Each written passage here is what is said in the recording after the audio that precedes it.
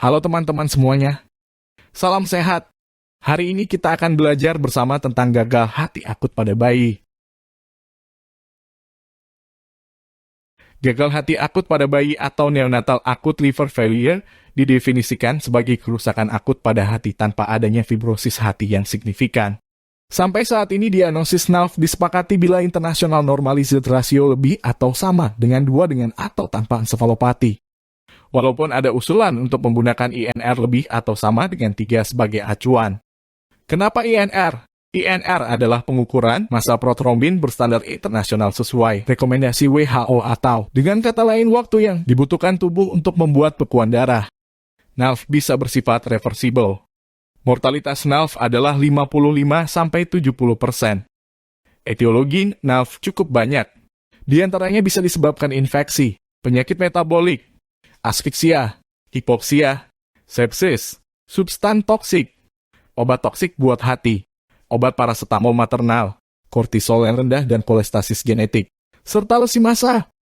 Penyakit vaskular seperti trombosis vena dan neoplasma seperti neuroblastoma dan leukemia juga bisa menyebabkan NALF. Penyebab tersering NALF adalah gestational autoimmune liver disease, infeksi virus, dan penyakit metabolik. Pada NALF, kerusakan sel diawali terbentuknya formasi radikal oksigen reaktif yang menyebabkan stres oksidatif pada sel dari hati. Adanya oksigen oksidatif yang radikal juga akan mengganggu metabolisme energi yang ada dan menyebabkan fosforilasi oksidatif menjadi makin terganggu. Akibat dari semua ini maka dapat terjadi kerusakan DNA sel dari hati dan terjadi akumulasi kalsium di dalam sel. Sehingga terjadilah sitolisis dan nekrosis serta gangguan fungsional serius pada hepatosit. Hal-hal di bawah ini perlu ditanyakan dalam anamnesis bayi yang dicurigai NALF. Apakah tanda-tanda acute liver failure sudah tampak sejak antenatal atau postnatal? NALF yang terjadi sejak intrauterin biasanya disebabkan parvovirus B19, gangguan sintesis asam empedu, sindrom hemofagositik, dan GAL. NALF yang terjadi antenatal dan postnatal biasanya disebabkan oleh penyakit metabolik. Apakah bayi tampak sehat dan cukup bulan? Pada bayi cukup bulan dan tampak sehat, NALF biasanya disebabkan virus, mis-HSV, hepatitis A, B, C, dan E, virus varicella zoster, enterovirus, ecovirus, Coxsackie virus, adenovirus, CMV, dan Epstein-Barr virus. Bagaimana riwayat hubungan kekerabatan dari kedua orang tua? Hubungan kekerabatan orang tua biasanya menyebabkan kelainan metabolik. Apakah ada riwayat kematian saudara kandung? Kondisi demikian biasanya ditemukan pada GAL dan penyakit metabolik. Bagaimana riwayat persalinan? Bayi dengan asfiksia dan hipoksia berisiko terjadi NALF. Bagaimana riwayat penggunaan obat ibu dan penyakit ibu? Obat-obatan tertentu yang dikonsumsi ibu dan penyakit yang diderita ibu dapat menyebabkan bayi berisiko terjadi NALF. Gejala klinis NALF dapat berupa ensefalopati, demam, muntah dan dehidrasi, ikterus, hepatomegali, asites, adanya perdarahan, distres napas, sepsis dan kejang, serta berat badan bayi tidak bertambah. Banyak pemeriksaan laboratorium yang dapat kita lakukan pada NALF untuk menegakkan diagnosis dan mencari etiologinya. Di antaranya bisa darah lengkap dan INR, PT, APTT dan fibrinogen, CHOM test dan transminase serum, elektrolit dan glukosa, ferritin dan amonia, bilirubin, AGD dan laktat, serta masih banyak lagi pemeriksaan lainnya. Tentu saja tidak semuanya harus kita lakukan sekaligus. Semua pemeriksaan kita lakukan dengan mempertimbangkan ke arah mana kecurigaan terbesar kita akan etiologi NALF. Pada laboratorium dapat ditemukan transaminitis hiperbilirubinemia, gangguan koagulasi hipoglikemia yang tidak dapat dijelaskan, hipoalbuminemia, dan hiperamonemia. Algoritma bayi dengan NALF dapat dilihat pada alur ini. Bayi dengan INR lebih atau sama dengan 2 diperiksa kadar enzim hatinya.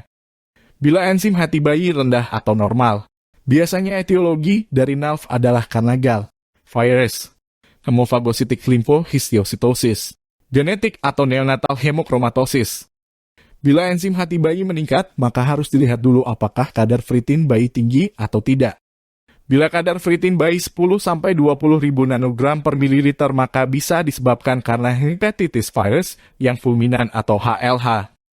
Bila bayi kadar ferritin normal atau rendah, tapi bayi mengalami gangguan keseimbangan asam basa, hipoglikemia atau hiperamonia, maka kemungkinan bayi menderita kelainan metabolik atau mitokondrial. Penyebab NAF paling sering adalah GERD, hepatitis virus, atau penyakit metabolik.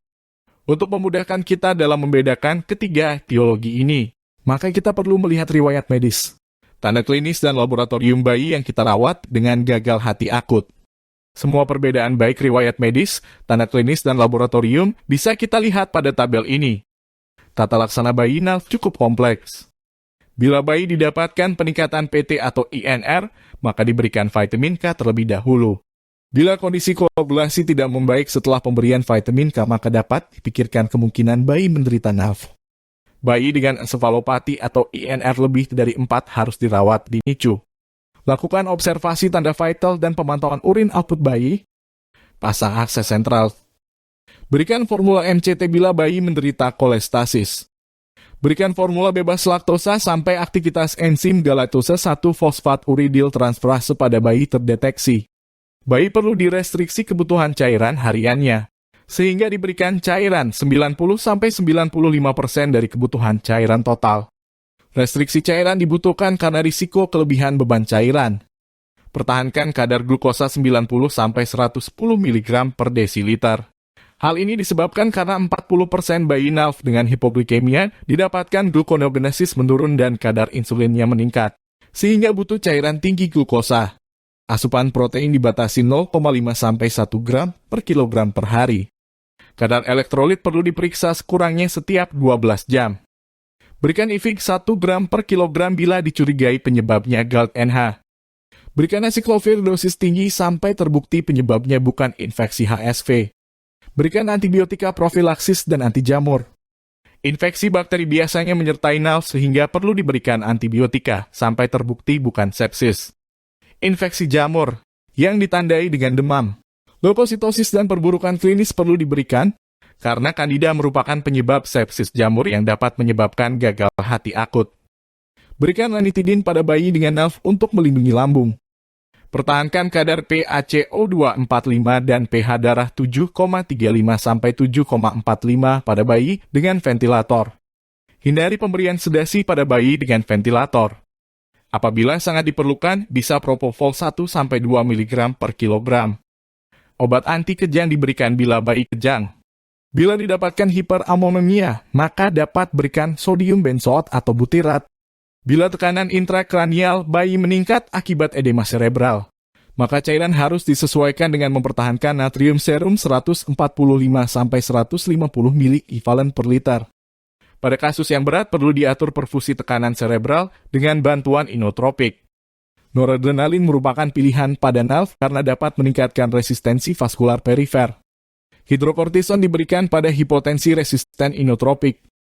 Koreksi albumin bila didapatkan hipoalbuminemia.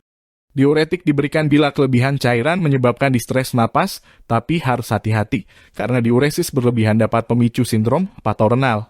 Transplantasi hati biasanya dilakukan pada bayi NAF dengan atresia biliar atau penyakit metabolik. Karena pada NAF yang menjadi patokan adalah INR, maka bayi tanpa perdarahan atau tidak ada jadwal tindakan invasif. Tidak perlu dikoreksi gangguan koagulasinya. Bila bayi terdapat perdarahan atau butuh tindakan invasif, maka diberikan pemberian vitamin K, fresh, frozen plasma atau kriopresipitat, suspensi trombosit, faktor 7, atau bisa juga okrotida. Komplikasi pada NAF yang perlu diwaspadai bisa berupa ensefalopatik akut dan sindrom hepatorenal. Mortalitas yang tinggi pada NAF bila kita mendapatkan bayi dengan INR yang tinggi, kadar ALT yang tinggi, kadar amonia lebih dari 200 mikromol per liter. Bayi yang membutuhkan transplantasi hati. Terima kasih semuanya. Salam sehat dan tetap semangat.